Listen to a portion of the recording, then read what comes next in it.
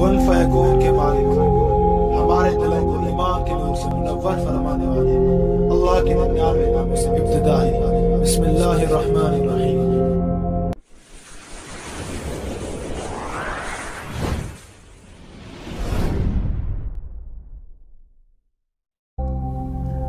وہ دنیا کے بہترین سالاروں میں سے ایک تھا۔ ایک مختصر سے لشکر کے ساتھ وہ یورپ پر حملہ آور ہوا اور اپنی فتح کو یقینی بنایا۔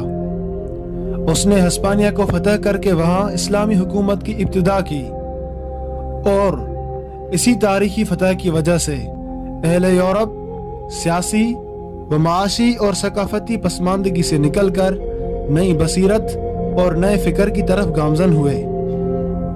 عالم اسلام کا یہ عظیم اور بے مثال سپہ سالار طارق بن زیاد بن عبداللہ تھا، جسے ہسپانیہ کا پہلا فاتح اور پہلا والی ہونے کا شرف حاصل ہے۔ طارق بن زیاد ایک متقی و فرض شناس اور بلند ہمت انسان تھا۔ اس کے حسن اخلاق کی بنا پر عوام اور لشکری دونوں ہی اسے عزت و احترام کی نگاہ سے دیکھتے تھے۔ جہاں تک دنیا کے اس عظیم اور عالم اسلام کے بے مثال فاتح کے حسب و نسب کا تعلق ہے تو اس میں اختلاف رائے پایا جاتا ہے۔ مشہور مورخ ادریسی کہتا ہے کہ وہ بربر تھا اور زناتہ افریقہ کا رہنے والا تھا، جبکہ عالم اسلام کا مشہور نامور مورخ ابن خلدون اسے عرب قرار دیتا ہے اور طارق بن زیاد اللیشی کے نام سے مخاطب کرتا ہے۔ بہرحال اس بات میں کوئی اختلاف نہیں کہ وہ پہلے غلام تھا موسیٰ بن نصیر کا، جو عالم اسلام کا ایک عظیم سپہ سالار تھا۔ اس نے اسے آزاد کر دیا تھا اور اپنا نائب مقرر کیا تھا۔ طارق بن زیاد کی تعلیم و تربیت موسیٰ بن نصیر کی زیر نگرانی ہوئی، جو ایک ماہر جنگجو اور ایک عظیم عالم دین بھی تھا۔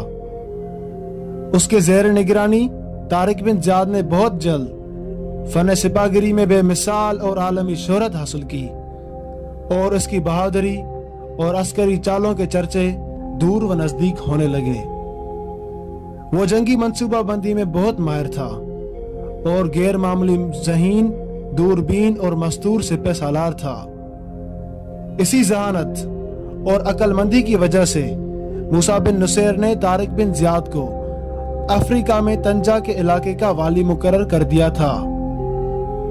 عالم اسلام کے اسی عظیم سالار طارق بن زیاد کو موسیٰ بن نصیر نے ہسپانیہ پر حملہ آور ہونے کے لیے روانہ کیا۔